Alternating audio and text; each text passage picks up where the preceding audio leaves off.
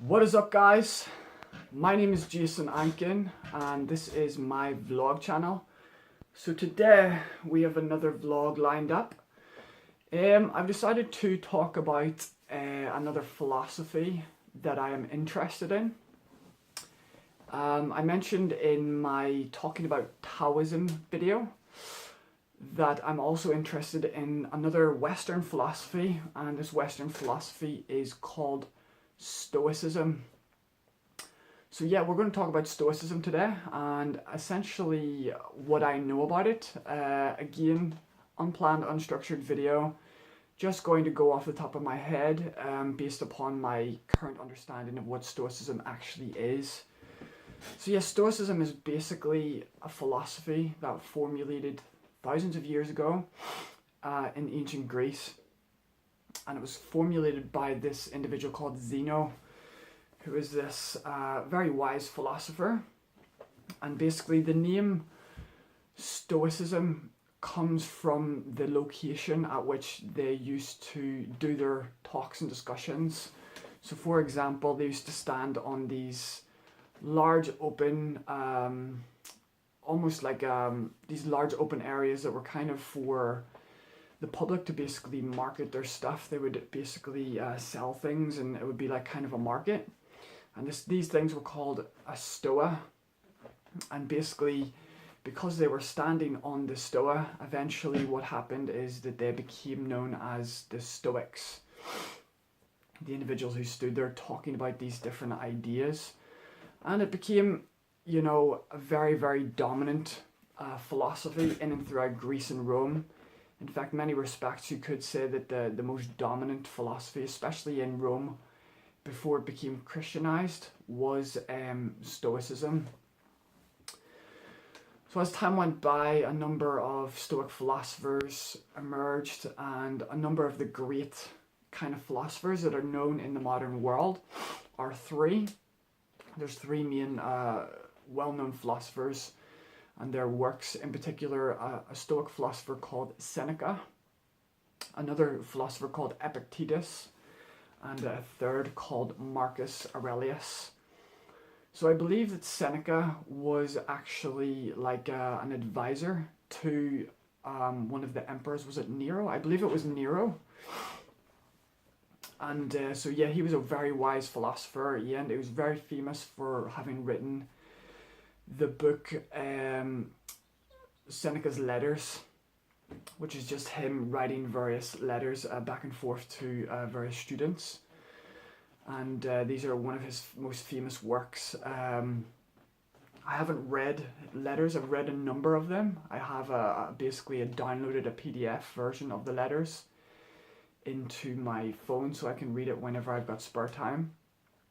The next one is an individual called Epictetus. Now, Epictetus was a slave, and basically I think he was also lame, so he had like a disability as well, but he became a really famous well-renowned philosopher in Stoicism.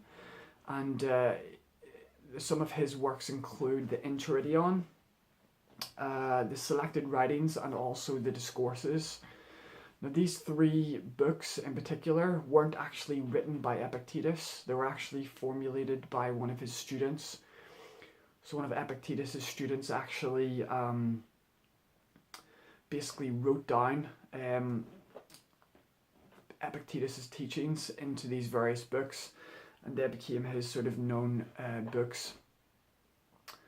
And I actually, my favorite, he would be my personal favorite Stoic philosopher, and his book in particular, the Enchiridion, is my favorite Stoic book, which I actually have a copy here of. So this is the Enchiridion. It's a very small, tiny book. It just has a number of what you could classify as like precepts. So he has a list of precepts that you can sort of live your life by. And then the next most famous Stoic philosopher is an individual known as Marcus Aurelius. Marcus Aurelius he was an emperor. He was an emperor king. And he was also a Stoic philosopher, and his most famous work is a book called the Meditations. And basically it was The book was never meant to be published. It was Marcus Aurelius's private writings. You know, he would write various, essentially write down paragraphs and things like this to remind himself of what he was meant to do through life, to sort of maintain this kind of Stoic mentality, the Stoic sort of attitude. But obviously after his death, some canny person decided that they would keep the meditations and eventually publish it, and that's the book that we actually have today. So they're sort of the three main philosophers within Stoicism. Now, the underlying core ethic within Stoicism is, I forget who it was coined by, but the underlying core ethic is to live according to nature. And the idea is that you should live according to the best kind of philosophy in order to live well, or how to live well, is to live in a way that's according with your nature. So essentially, it's centered around taking your innate human nature and developing it to its fullest capability. Now, what the Stoics say is that if man is anything, he is two things. Man is a thinking creature, and he is also a social creature. So the idea is that to be an idealist, to be a high-level Stoic, is you want to develop your ability to think, your ability to reason well to its highest capability. So therefore logic, the study of logic, becomes absolutely central to Stoicism. And this is encapsulated in the Stoic virtue of prudence. But man is also a social creature, so we're not, we are a social species, if you will.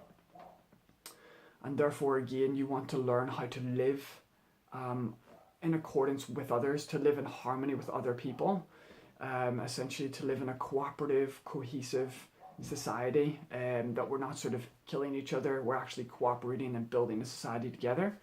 And the idea is if you can learn to live according to your social nature, then also that will benefit your life. And this is also encapsulated in the Stoic virtue of justice. So the idea behind justice is to do things that are morally and ethically good. And justice essentially is, it's in place purely for others. So if I do things that are morally and ethically good, it does not encroach upon other people's lives. And let's say my neighbour does things that are morally and ethically good, it doesn't encroach on my life. So then what we end up living in is we end up living in social harmony. So that's the main core ethic, to live according to nature. But also an extension of this is not just human nature, but also living according to natural law. So natural law is, like, how I would look at it is, the idea within Stoicism is basically that there's an underlying order to nature, an underlying order to the universe, if you will. And if you live in harmony with this natural order, then basically you will flourish and you will benefit. Whereas if you live in discord with it, then basically it will be to your detriment. And obviously this makes intuitive sense, because if you look at civilizations and societies that are living in an orderly way, let's say they have, you know, they have an individual language, they have an individual religion, they have a strong economy, a unified military, etc., then these individuals are living in a state of order, and that order creates stability. And then that stability means that that country will actually be strong and stable over a long-term period of time. Whereas if you live in discord, everybody has their own view, their own opinion, their own way of living their life, or everyone's trying to screw one person over to get you know, an advantage over somebody else and stuff like that. There's all this disorder, and ultimately that will be to the detriment of everybody else. So you can see intuitively that by living an orderly way, living in harmony with the laws of nature, you can actually build up a strong, unified, stable individual, and also a strong, unified, stable community, and also you can extend that out to the country. So that's kind of living according to nature, is almost developing your capacity to think and developing your ability to interact with others in a nice, in a way that isn't detrimental to others, and then also living according to natural law, the fact that the universe is orderly, and that we should then conform our activities and actions to be in harmony with this order, and that should produce stability and strength. Now, there are, within Stoicism, the division of philosophy. So Stoicism is divided into 3 separate disciplines, and I get this from a book written by, I think it's called St. George Stock, and it's a really famous, well-known Stoic book, and he breaks down what he calls the divisions of Stoic philosophy. So what he does is he basically divides Stoic philosophy into 3 disciplines, or not 3 disciplines, 3 areas of study. And the 3 areas of study is 1, logic, 2, ethics, and 3, physics. So the idea behind logic is to learn, like I said before, it's to learn how to think well, it's to learn how to reason. And obviously there's lots of different methods of using logic and stuff like that. Deductive and inductive reason, propositional logic, mathematical logic and stuff like this here. But the idea is you're trying to develop your ability to reason well so that you're a rational individual as opposed to an individual that is irrational. And this will help you basically select what's right versus what's wrong. So if you know how to reason well, you're more likely to choose rightly. If you have poor reason, or if you have no capacity to reason, you're an irrational person who's governed by their impulses, then you are going to be basically regulated by a lower part of your nature. You're not going to be regulated by your ability to reason. And the sort of belief behind this is if you reason rightly, then what will happen is that you will accord with the good. You will get in harmony with the good, and this goes back to this getting in harmony with natural order. That when you reason properly, you will get in harmony with the good. And in Stoicism, they said that the only good is virtue. So when you learn how to reason properly, you get yourself in harmony with the good, and that means that you become a virtuous person. And that naturally leads into the next division of philosophy, which is the division of ethics. So the division of ethics is basically how to live. Ethics essentially is your actions. It's what you do, it's what you say, what you speak, and also what you do, the actions that you do on a day-to-day basis. And simple logic, we know that your actions have reactions, and those reactions are, to use Isaac Newton's third law of motion, every action has an equal and opposite reaction. So basically when you do an action, you will get an equal and opposite return, and it will be in exact proportion to the action that you do. So what you put in, you get out essentially. Now within Stoicism, there are a specific set of virtues. Now these virtues were actually formulated by the philosopher Plato. So they weren't actually formulated by the Stoics, they were formulated by Plato.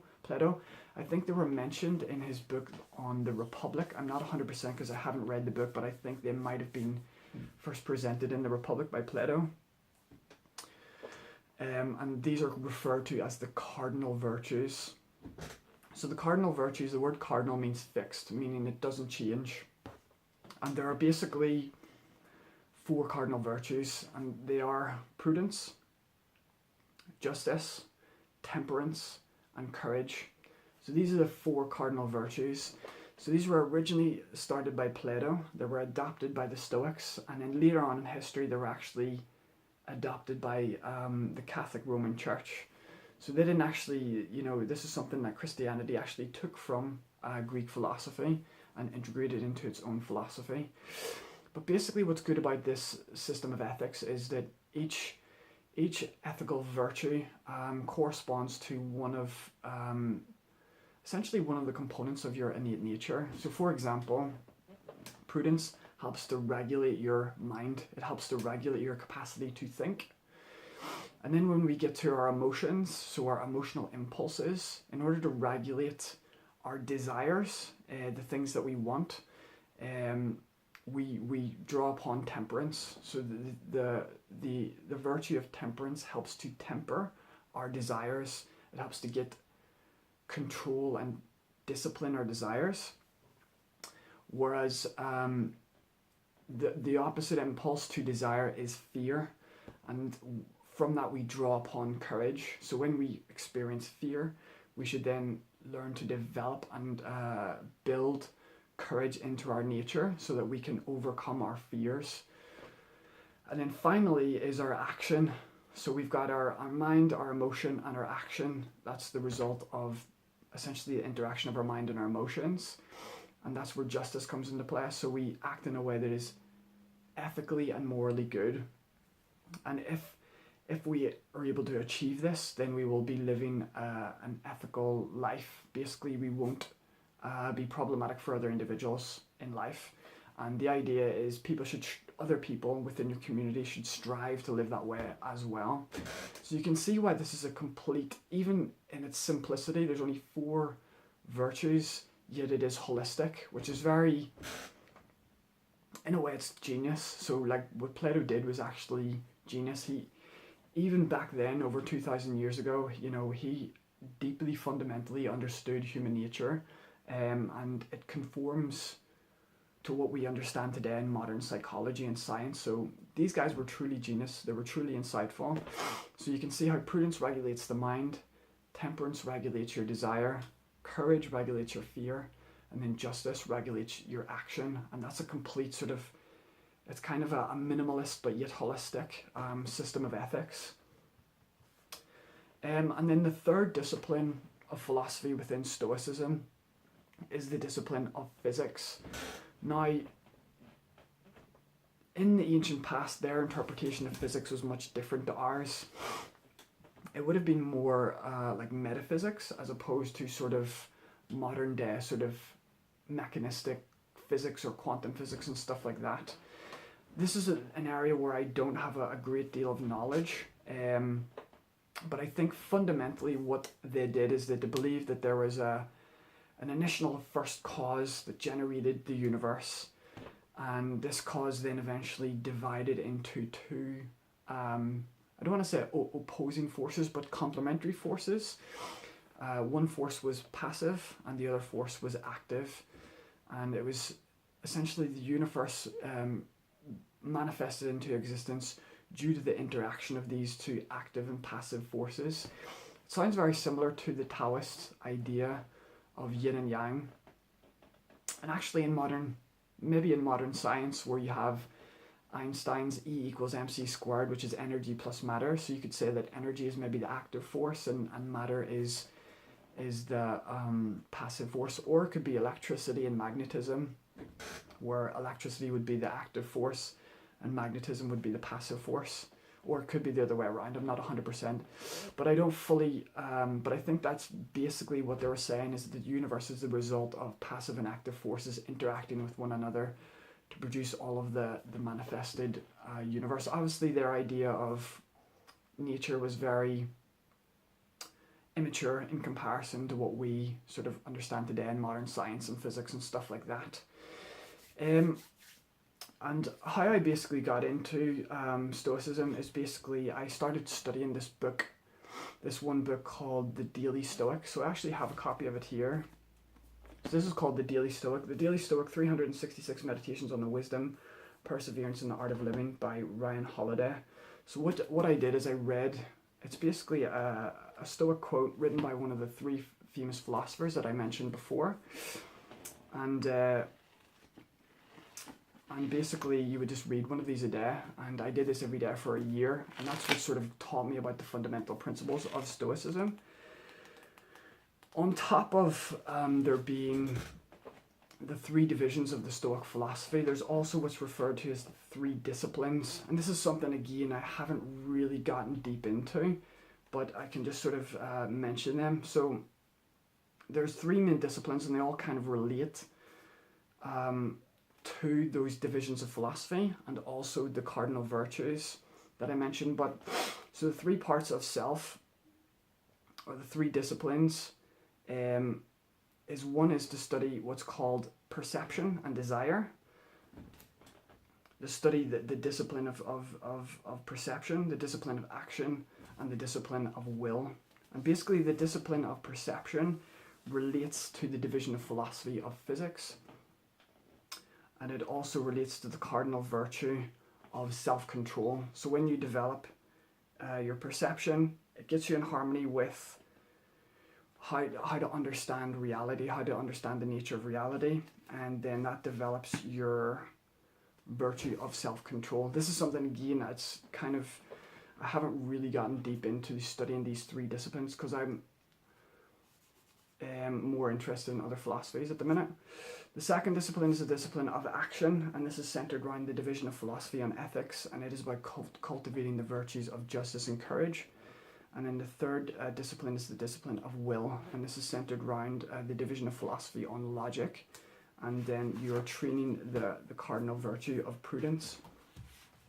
Now, what's really good about Stoicism is that it's been proven over the centuries, over thousands and thousands of years, that it's actually a very stable, solid philosophy. So, for example, it's been around 2,500 years, and it still exists today. And in many respects, there's probably a revival of Stoicism, at least from what I see on the internet, and a lot of books, like books by your guy Ryan Holiday, and a lot of other sort of Stoic philosophers trying to bring it back. And it's kind of becoming, I would say it's being adopted by the pro-masculine movement. A lot of sort of the kind of the art of, the art of manliness and stuff like this. So basically, it's being adopted by, it's seen as quite a masculine, kind of manly philosophy. But what's also really cool about the Stoicism, to show its robustness over time, it's actually been emerged into a science. So, for example, you have modern cognitive behavioural therapy today is actually a byproduct of Stoic principles. So, for example, the individual who created modern cognitive behavioural therapy came from a philosophy called rational emotive behavioural therapy. And the individual who created rational emotive behavioural therapy says that he got his principles from Epictetus, from this guy. And essentially, that then transitioned into modern cognitive behavioural psychology, which is essentially the most popular, the most widely used psychological therapy around the world. So not only has Stoicism lasted 2,500 years, but it's even transitioned into a science. And that just shows its level of robustness over time. Because it's all well and good if you come up with a new scientific or a new psychological theory today. Because if you come up with a new psychological theory today, it might not be around in 50 years, it might not be around in 100 years. But when you have something like Stoicism that's been around 2,500 years, you can be more certain that that philosophy can be relied upon to actually get you benefits and results. And essentially what you're trying to do with Stoicism is basically you're trying to, the idea is that the only thing that you have complete control over is your ability to make a decision at any given moment in time. Virtually everything is out of your control. I mean, I was born 31 years ago. I didn't exist 31 years ago. The fact that I was born into existence was totally out of my control. I didn't choose my body. I didn't choose my family. I didn't choose where I was born, the location where I was born. I didn't choose the people that I ended up growing up with or getting to know. All of that stuff was out of my control. My birthplace, my body, my family, my friends, my living environment, everything was out of my control. But as you grow and you develop this big frontal lobe at the front, there's a famous quote people says, to reach the age of reason. And basically that's what you're trying to do. Once you grow up, you eventually become an adult and you reach the age of reason. And once you reach the age of reason, now you can actually start to control your circumstances to a certain degree. But the only thing you can do is control your ability to choose. So this is where you have your freedom to choose. But within Stoicism, they say you choose rightly. And this goes back to the idea that there's an objective good and evil. Because as opposed to like a moral relativistic framework, he says there is a right way and a wrong way. You know that if you harm somebody, it's not good. If someone does something good for you, it is good. And why is that? Because it's part of nature, it's part of the universe, it's part of the structure of reality. So the idea is that you should learn to reason well, and then that will lead to what's called right reason. And right reason means that you can get in harmony with the good, get in harmony with virtue, and then that's going to enable you to act in a way that is ethically and morally good. And basically, the idea behind Stoicism is when you accord with right reason and when you accord with right action, you attain this state of tranquility, which they call, I think it's called eudaimonia. And eudaimonia basically means that you are content, you're happy, you're calm. It's often referred to as attaining a state of tranquility or peace.